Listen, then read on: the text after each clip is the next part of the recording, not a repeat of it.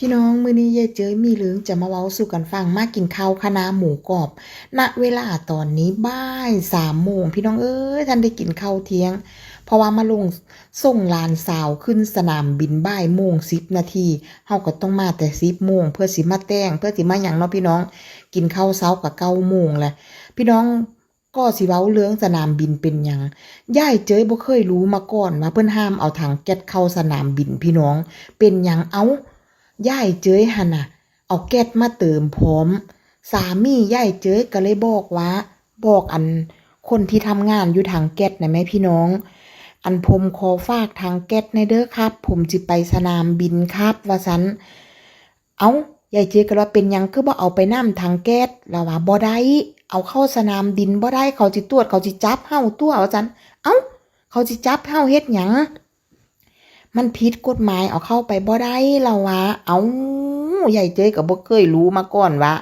เขาบ่ให้เอาถังแก๊สเข้าไปในสนามบินแต่ว่าด้วยความบ่รู้ของเฮาเนาะพี่น้องเนาะแต่ว่าฝากถึงพี่น้องมือใหม่หรือผู้ใดยังบ่รู้คือกับยายเจ้ยนี่เด้อยายเจ้ยก็บ่รู้คือกันเด้พี่น้องคันสามีบ่บอกก็บ่รู้หั่นนะเพราะว่าคนเฮามันบ่มีอีหยังที่รู้ไปทุกเรื่องเนาะพี่น้องเนาะพี่น้องว่าบ่หิวข้าวตัวบ่าย3ก็บ่ได้เว้าบลามาลิ่มเลยเว้ยตั้งกล้องขึ้นก็ซัดบุยบุยโลดหิวหั่นนะพี่น้องคะน้าหมูกรอบเพิ่นก็เป็นจังว่าแซ่บ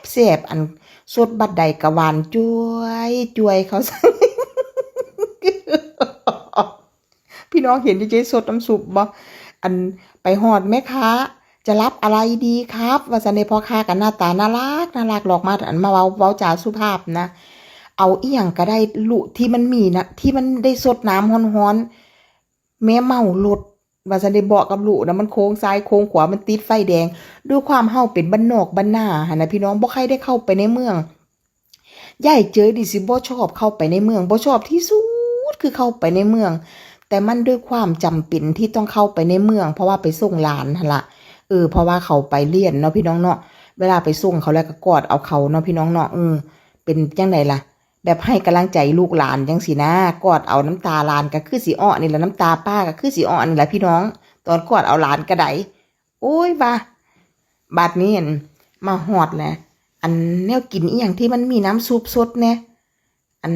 สั่งแม่สิสั่งหยังก็สั่งเลยเอาจังซี่แม่เอาคะน้าหมูกรอบเด้อแต่ว่าเอาน้ำซุปให้แม่สดพร้อมเขาก็เอาน้ำซุปมาให้นี่แหละพี่น้องครึ่งถ้วยนี่ล่ะยายเจก็สดเอา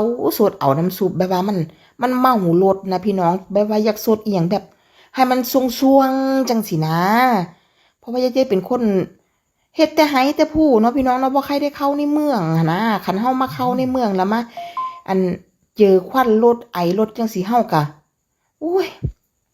มันก็บ่ถือหันนะมันขิวควันรถเนาะพี่น้องเนาะผู้ใดว่าบ่ยายเจเป็นอีผู้หนึ่งอย่าบ้านนอกกันนะพี่น้องเบิ่งแน่กินเกียงเบิดแอดแซ่ดเด้เบิ่งกินสุดน้ำซุปคักเนาะเจเนาะโอ้ยทนจนยศสุดตายพี่น้องเพราะว่าเฮาฮู้จักคุณค่าของเขาเฮาสิกินเบิดทุกเม็ดเด้พี่น้องเพราะว่าเฮาสิได้เนาะจานนึงก็70 บาทก็แพงอยู่เด้เพื่อสิหาได้เนาะพี่น้องดูดน้ำเกือกๆดูดน้ำก็เบิด2 แก้วไปเด้อพี่น้องเป็นหยังอย่ามันบ่อิ่มคลิปนี้ก็ขอบคุณทุกคนหลายๆเด้อจ้า